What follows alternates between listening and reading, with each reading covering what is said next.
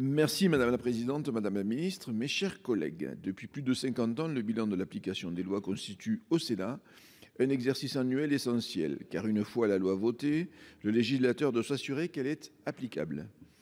Je tiens ainsi à remercier notre collègue Sylvie Vermeillet pour son rapport qui s'inscrit dans la continuité du travail du législateur.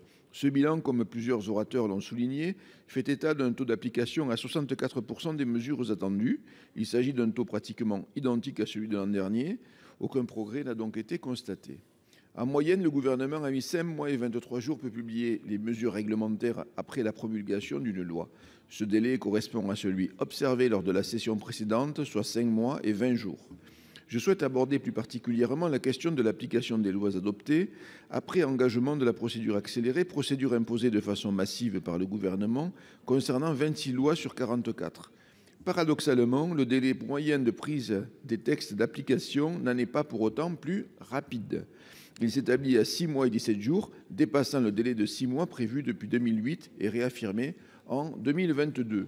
Ainsi, en moyenne, des lois examinées en procédure accélérée font l'objet de mesures d'application beaucoup plus tardivement que les lois examinées selon la procédure normale. Madame la ministre, concernant cette contradiction, pouvez-vous nous apporter des éclaircissements ? Une autre donnée du rapport montre une situation très insatisfaisante. Seulement 50% des mesures d'application des lois adoptées après engagement de la procédure accélérée ont été prises, contre 63% lors de la session précédente. Là encore, Madame la Ministre, pouvez-vous nous donner des éléments qui expliquent cet écart ? Merci, cher collègue. Madame la Ministre.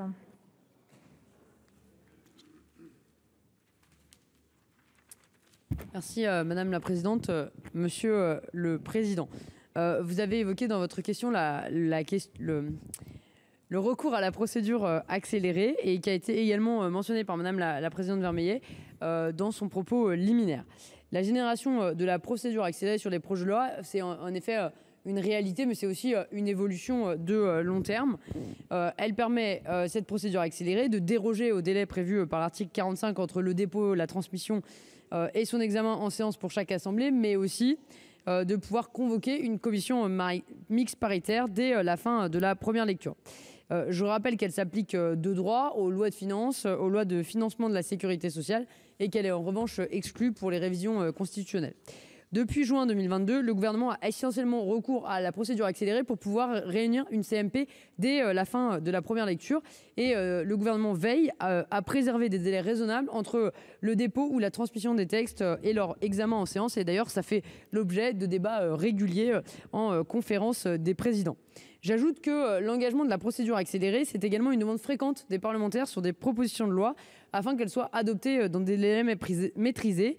Et ainsi, sur 57 lois d'initiative parlementaire promulguées depuis le début de la législature, 33 ont fait l'objet d'une procédure accélérée, soit près de 60%.